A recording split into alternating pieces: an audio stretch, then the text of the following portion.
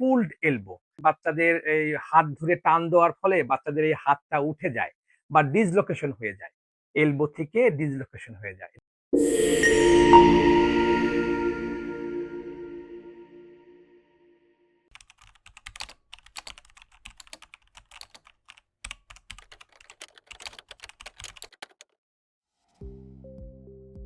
আসসালামু আলাইকুম, সম্মানিত দর্শক মন্ডলী, আশা করি আপনারা সবাই ভালো আছেন। পেইন কিউর অ্যান্ড ফিজিওথেরাপি সেন্টারের পক্ষ থেকে আপনাদের সবাইকে শুভেচ্ছা এবং অভিনন্দন জানাচ্ছি। আজকে আমরা একটা কমন এবং ট্রমাটিক ইনজুরি নিয়ে কথা বলবো, সেটা হচ্ছে হলো পুলড এলবো। অর্থাৎ বাচ্চাদের, আপনারা দেখেছেন বাচ্চাদের এই হাত ধরে টান দেওয়ার ফলে বাচ্চাদের এই হাতটা উঠে যায় বা ডিসলোকেশন হয়ে যায়, এলবো থেকে ডিসলোকেশন হয়ে যায়। এটাকে আমরা পুলড এলবো বলি। সাধারণত বাচ্চা যদি খেলতে যায়, টান লাগে, তাহলে পুলড এলবো হয়ে যেতে পারে।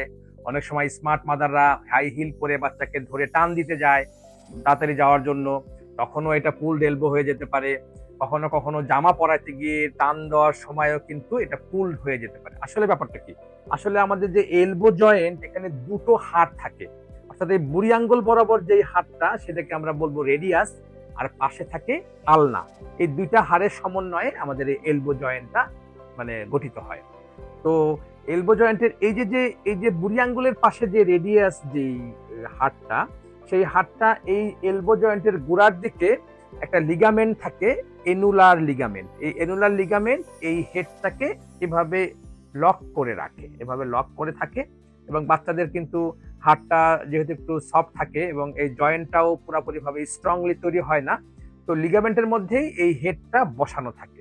যদি কোনো কারণে এই হাতটা, কেউ যদি হাত ধরে বাচ্চাকে উঁচু করতে যায়, হাত ধরে বাচ্চাকে টেনে আনতে যায়, বাচ্চা খুব জিদ করেছে, বাচ্চা আসতে চাচ্ছে না বাসায়, কেউ যদি হাত ধরে এরকম করে টানে, বিশেষ করে ফোরাম ধরে বা এই রিস্টের এই জায়গা ধরে, তাহলে কখনো কখনো এই এনুলার লিগামেন্ট থেকে এই হেডটা একটু পুলড হয়ে বাইরে চলে আসে। এটাকে আমরা বলবো মানে এনুলার লিগামেন্টে subluxation of the elbow, radius হেডটা সাবলাক্সেশন হয়ে যায়।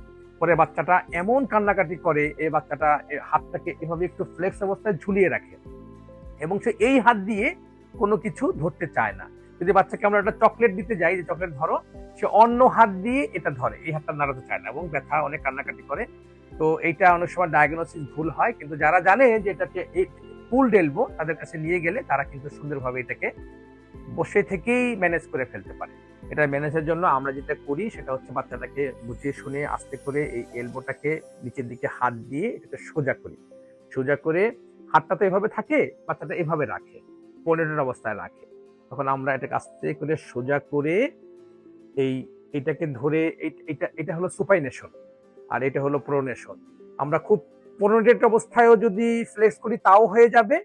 আবার যদি আমরা সুপাইনেশন করি, অর্থাৎ সুপাইন, এটা হলো সুপাইনেশন, সুপাইনেশন করে এখানে ধরে যদি এটাকে আমরা ফ্লেক্স করে ফেলতে পারি, তাহলে কিন্তু এটা আগের জায়গায় চলে যায় এবং বাচ্চাটার ব্যথা কমে যায়। পাশাপাশি আমরা যদি একটু নাপা বা জাতীয় কোনো ব্যথার ওষুধ দিয়ে দেই এবং সাবধানতা অবলম্বন করা শিখিয়ে দেই, তাহলে কিন্তু এই পুলড এলবো থেকে বাচ্চাটা ভালো হয়ে যেতে পারে।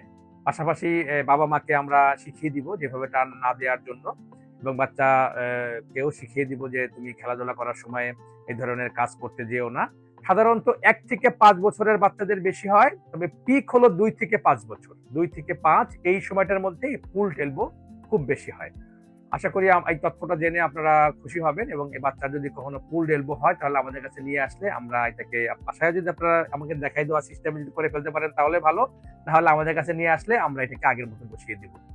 সবাই ভালো থাকবেন, সবাইকে অনেক ধন্যবাদ। আসসালামু আলাইকুম।